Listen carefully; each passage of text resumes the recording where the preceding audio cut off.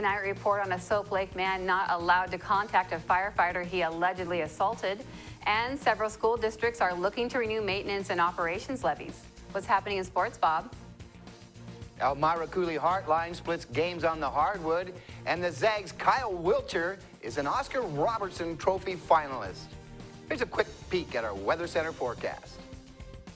Hi everyone, Cheslin here at the Weather Center. Lots of cloud cover, increasing cloud cover and precipitation from the west to the east, bringing that threat of heavy rainfall. More details for you in just a minute. I'm Amber Jenks, and we have all this and much more on iFIBER 1 News.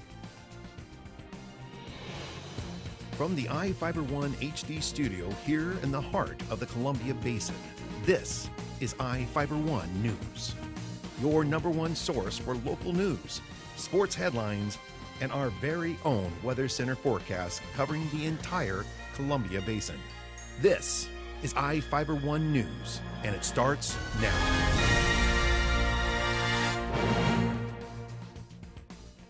A Soap Lake man isn't allowed to contact an Ephrata firefighter he allegedly assaulted. Grant County Superior Court Judge David Estudio approved a prosecution motion for a no-contact order preventing Omar Herrera, a 20-year-old man, from contacting Henry Severin. Severin is the Ephrata firefighter Herrera is accused of assaulting at the scene of a 3-car collision that left 10 people injured, including his parents. Prosecutors charged Herrera with malicious mischief in the 1st degree and assault in the 3rd degree following a December 20th collision on State Route 28. Chief Deputy Prosecutor Alan White stated prosecutors sought the order based on the victim's request. Damage to the Grant County Youth Services building in Ephrata caused by the building sinking in 2014 should be repaired later this year. Reporter Cameron Probert has the details. Grant County's Youth Services building is likely to be fixed within the year. Roughly 65% of the building sank in early 2014 after a water pipe began leaking underneath the building, causing the soil to settle. The building settled up to 4 inches in some places and caused cracks in the walls, damaged door frames, and displaced ceiling tiles. Spokane-based MJ Takasaki developed a plan to use poles attached to the bedrock to support the building. The poles are going to be used to make the building level and to prevent any further problems from soil settling. Engineers were in the building last week to examine where to place the supports. The county estimated late last year the project would cost as much as $997,000. The county's insurance carrier agreed to pay 65% of the cost of installing the supports. For iFIBER 1 News, this is Cameron Probert reporting. A dispute about the Grant County Democratic Party's building may end with an annual rental fee. The party members agreed to rent the building for between $50 and $75 a year for their meetings. The solution came after party members complained about a $712 charge to use the building. Former Fairgrounds manager Jerry Gingrich asked the party to pay the rent in 2015, stating he believed both parties should pay to use the building except during the Grant County Fair. The party members balked at the charge, telling the commissioners they believed the county and the party agreed to let them use the building without charging rent after the building was constructed in 1995. The agreement could not be found by the county or the Democrats. The county planned to make the same offer of paying $50 to $75 annually to the Republican Party and the Moses Lake Lions Club so they could use the building for their meetings. The party members agreed to discuss the offer. A woman is accused of molesting a family member 14 years ago. Prosecutors charged Abigail Morris, a 39-year-old Ephrata resident in Grant County Superior Court, with child molestation in the 1st degree and incest in 2nd degree. The family member allegedly lived with Morris at the time of the molestation. He alleged Morris touched him inappropriately and had him touch her inappropriately. According to Ephrata police, the molestation reportedly occurred when he was 5 years old. He reportedly told police about the molestation because he was afraid for other family members still living with Morris. According to court records, the other family members deny any sexual abuse. Morris has not been appointed a defense attorney. Now we take a look at people being sought by law enforcement. This is Sheriff Tom Jones with the Grant County Sheriff's Office. Each of the people you see here have a warrant for their arrest. If you see any of these people, we ask you do not attempt to detain or apprehend them, but call us at 509-762-1160 or send us an email at crimetips@co.grant.wa.us. If the person is presenting a danger, call 911. With your help, we can bring these people to justice and make our community safer. We'll be right back after this.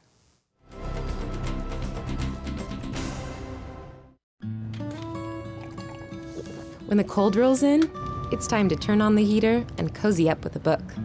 But turning up the heat can mean higher electric bills. And for some families in tough times, that could mean choosing between a warm meal or a warm house. For decades, people like you have extended a hand to help local families in need pay those winter electric bills. Share the warmth this winter to help keep your neighbor warm by giving a little when you pay your Grant PUD bill.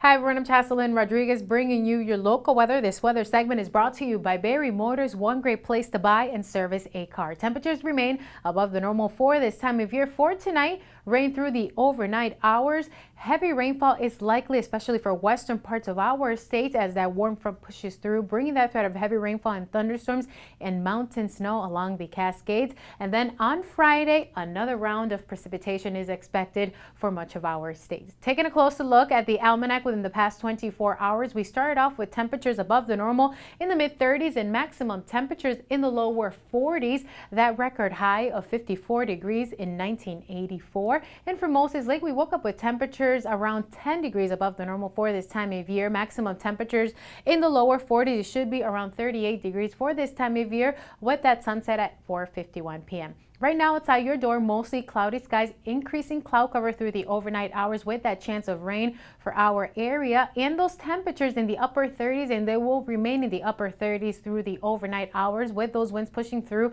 from the east-northeast up to 7 miles per hour. Snow along the Great Lakes, and there is a frontal system along the southeast, bringing that threat of heavy rainfall and thunderstorms, especially for Florida towards the south. There is that threat of severe weather, and along the coastal area of the Carolinas and for Georgia. In the meantime, for central parts of our nation, dry conditions are expected with mild temperatures, especially for central and southern parts of the plains along the Four Corners and central and southern parts of the Mississippi Valley. But for our area, a warm front will push through, bringing that threat of heavy rainfall and thunderstorms, especially along the coastal area. Seattle, you're expecting that threat of showers and that possibility of thunderstorms, especially for the morning commute. Heavy rainfall is likely for much of the west. Now, for the east, there is that threat of isolated showers through the morning commute. Lots of cloud cover for our area with that minor threat of precipitation, but increasing cloud cover, and all that moisture will continue shifting towards the east, bringing that threat of showers. And then through the overnight hours, we're expecting drier conditions for our area, mountain snow along the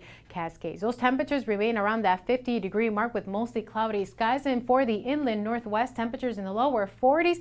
And for our Columbia Basin, temperatures ranging from the lower 40s to upper 40s. Ephrata, Moses Lake in the upper 40s, as well as for Royal City. Now for Bridgeport, those temperatures in the lower 40s. Temperatures above the normal for Thursday. Even for Friday, there is a decrease in temperatures, but those temperatures remain above the normal for this time of year in the lower 40s. Dry conditions are expected for the weekend. Thank you all for joining us. We'll be right back with sports. To save some energy, I've used Einstein's mass energy equivalents to design the haptic suits you see in front of you. They will maintain our core body temperature while we completely turn off our heat and air conditioning. With the money we save on our Grant PUD bill, I'll be expecting that trip to Disneyland this year. You don't need to be a super genius to save energy and money. Visit grantpud.org to learn how. The new flamethrower cheeseburger now with a $5 lunch. I'm going flamethrower today. Remember what happened last time? I'm going flamethrower today. Gary, do you remember what happened last time? I'm going flamethrower today. Remember what happened last time? Comes with a Sunday now. I can handle it. You know your body, Gary. Go Flamethrower. Now the DQ $5 lunch comes with the new jalapeno bacon flamethrower cheeseburger, plus fries, drink, and a sundae. This is fan food, not fast food. Elena Thompson and Kayla Toomey knocked down 12 points each, and Waterville upset Elmira Cooley Heartline 48-39 on the Warriors' home court last night. This one was a back-and-forth contest that had the Shockers up 24-23 at the midway point. Both teams struggled to put points on the board in a low-scoring third quarter that had Waterville holding a 33-29 lead. The Shockers outscored ACH 15-10 over the final 8 minutes to come away with the W. The Warriors' Gabby Isaac hit for a game-high 23 points. It was the first league loss of the season for ACH, which falls at 12-1 in the 1B Central Washington League play standings and 15-2 overall. Elmira Cooley Heartline boys blew past Waterville 59-38 in the second game of the evening. Dallas Isaac drained a game-high 18 points to lead the Warriors to a 17-0 mark on the season. ACH is 12-0 in league play and at the top of the heap in the 1B Northeast standings. The Warriors dominated first half of play up 28-12 at the break. A 17-point third quarter put the home team up by 20. The Shockers hung 22 fourth quarter points on the board to make it respectable. Peyton Nielsen added 10 points and 6 steals for the Warriors. The Zags' Kyle Wilcher was named to the 2016 Oscar Robertson Trophy mid-season list released on Monday. The senior forward is one of 20 finalists chosen for the prestigious honor. Wilcher is having a spectacular season, averaging 21.7 points per game for Gonzaga. He has 13 20-plus scoring efforts, including 4 with 30-plus and 4 double-doubles. Wilcher leads the team with 47 three-pointers and free throw accuracy, draining 86% of his attempts from the charity stripe. He's also second on the team in rebounding with 7 per game. The Oscar Robertson Trophy will be presented at the College Basketball Awards Gala in Oklahoma City, April the 11th at the National Cowboy and Western Heritage Museum. We'll be sure and tune in tonight at 6 for live coverage of NWAC basketball as Big Ben takes on Wenatchee in the DeVries Center. The Lady Vikings kick off the action and are looking to snap a 4-game skid. The Running Vikes look to make it 6 wins in a row and keep pace with league-leading Spokane. We'll be back after this commercial break. You don't have to drive to Seattle for exceptional cancer care. Confluence Health's cancer program delivers world-class care close to home. We have a highly experienced oncology team in a state-of-the-art facility, and we're a member of the Seattle Cancer Care Alliance, which gives our patients access to world-renowned therapies developed at Fred Hutchinson, the University of Washington Medicine, and Seattle Children's. Together with the SCCA, we're delivering world-class cancer care close to home. Well, one thing I knew from being a patient myself was that a dental office is a scary place to come to. And so we wanted everything possible to make sure that our office is a comfortable place for our patients to visit.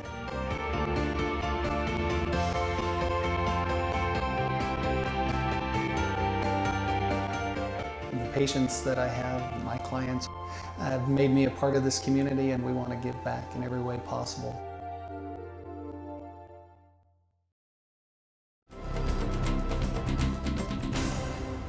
Our spotlight story tonight is about the Soap Lake School District's proposed maintenance and operations levy to replace an expiring levy from 2012. Reporter Devin Higgins has the details. The Soap Lake School District is asking Grant County voters to renew their 4-year maintenance and operations levy on February 9th. Like most rural school districts, the levy is an essential part of how the district receives funding, and officials are hard at work talking to residents about what it means for them and their kids. The levy is not a new tax, but is instead a replacement for the outgoing levy, which voters approved in 2012. The district would receive between $800,000 and $860,000 per year through 2020 for a total of more than $3.3 million. In addition to the voter-approved funds, Soap Lake would qualify for about $1 million in matching state funds over the same 4-year span. Altogether, they make up about 20% of the district's annual budget of $5.9 million. In order to receive the state equalization funds, however, the M&O levy must be approved through a simple majority of 50% plus 1 vote. Funds from the levy cover a wide range of expenses for the district, including improving and maintaining facilities, extracurricular and athletic program funding, food and nutrition programs, technology and safety upgrades, and more. Soap Lake homeowners will see a yearly tax burden of about $4.68 per $1,000 of assessed property value through 2020 if they approve the levy. On a $100,000 home, that breaks down to about 39 cents per month. Along with the M&O levy, the school district is asking for a smaller 2-year transportation levy. If approved, Soap Lake would receive an additional $232,000 through 2018 for the purchase of 2 new buses, which are replacing older models. Homeowners would pay about 64 cents per year on their property for the next 2 years if it was approved. Superintendent Dan McDonald talked about how important the levy is to the district and what students and faculty have been able to accomplish with the money it provides them. You know, the critical piece is that the levy is another piece to the puzzle for education, especially and now where money is tight in the sense of things cost more, there's more things, obligations that the state puts on, federal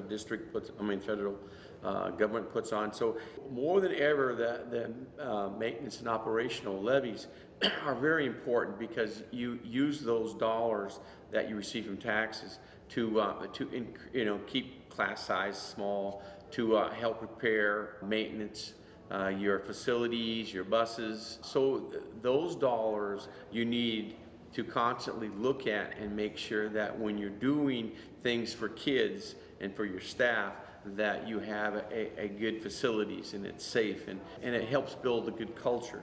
One of the things that we've been doing for the last 6 years is pushing for improving our academics, improving our culture, making sure that people understand why education is important. This M&O levy is important to us because it helps us maintain a consistency with what we're trying to accomplish and the vision we have that kids have the skills they need to be competent, successful citizens and community members within our structure here. Soap Lake is one of 4 Grand County school districts seeking a renewal of their maintenance and operations levy in 2016. In Soap Lake, Devin Higgins for iFIBER 1 News. We'll be right back after this.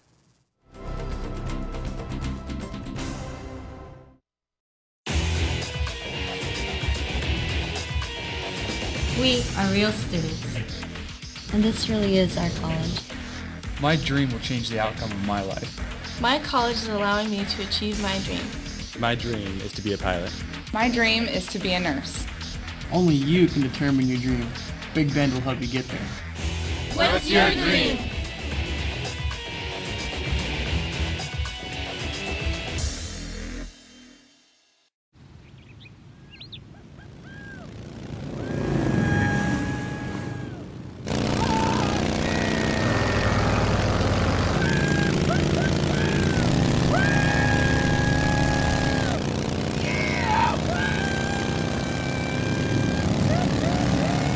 Experience speed like never before when you connect to Grant PUD's high-speed network. Visit grantpud.org to learn more.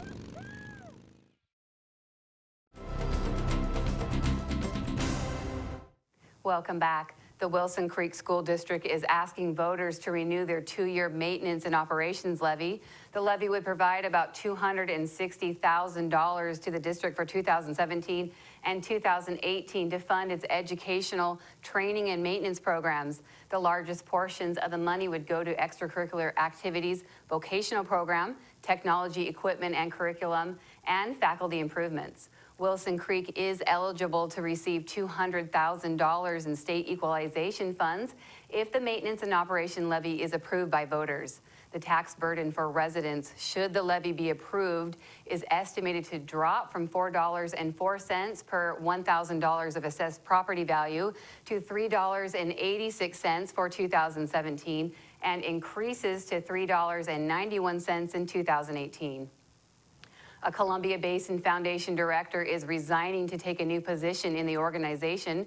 Corrine Isaac accepting the part-time position of Public Relations and Marketing Director with the foundation after 8 years with the board of directors. Isaac will help plan the 20th anniversary dinner for the foundation, taking place on September 17th at the Big Bend Community College ATEC building. The Columbia Basin Foundation is a nonprofit organization serving the community through grants to other nonprofit groups, education scholarships, and partnering with groups identifying community needs. A woman is accused of entering a home, grabbing a duffel bag, and threatening the victim with a gun during a struggle. Prosecutors charged Jeanette Valdez, a 30-year-old transient in Grant County Superior Court, with robbery, burglary, and the unlawful possession of a firearm. According to the Grant County Sheriff's Office, the victim was reportedly walking into her home on Doolittle Drive in Larson carrying a duffel bag. After she set the bag down, Valdez allegedly walked through the home through the back door and grabbed the bag. The victim and Valdez allegedly began struggling over the bag, with each of them tugging on it. At one point in the struggle, Valdez allegedly pulled back her jacket, exposing a handgun tucked into her waistband. The other woman let go of the bag and fled. When deputies arrested Valdez, she reportedly admitted to having the gun and told investigators the victim stole money from her and she took the items as revenge. In Northwest news, a Washington teenager received life-threatening injuries trying to pull off what anyone can find on YouTube. Cairo's Simney Kim reports now he wants other kids to learn from his mistake. Skylar Fish has had a lot of time to think as a nurse removes 48 staples from his head. Though he's in some pain, he's not complaining. I'm just actually really lucky to be even alive. These pictures show how seriously the 14-year-old was injured doing what's known as the duct tape challenge. A quick search on YouTube and several videos pop up. The goal, to break free from the duct tape. When I think about it, it seems like I was hit by a car. Fish doesn't remember much from that day. He and his two buddies had gone to Renton Academy on a Saturday where they had duct taped his arms and legs. When he fell, he hit the corner of the window frame and it crushed his whole eye socket. When his eye socket was crushed, it pinched off the nerves in his eye. Fish doesn't know if he'll ever get his vision back in that eye. His head also slammed into the concrete, causing a brain aneurysm. It was really scary, like just seeing my son like this. His mother now wants to warn others about the duct tape challenge. I want people to stop and think that there's so many risks to any of these challenges. They're dangerous. As Fish prepares to head off to Seattle Children's Hospital for the rest of his recovery, he told me he wants something good to come out of this. Teach other kids not to do it. When I think about it, like, I become sad and then, like, really happy because, like, I'm happy because, like, I survived it. Like, I almost died. Simney Kim, Cairo 7 News.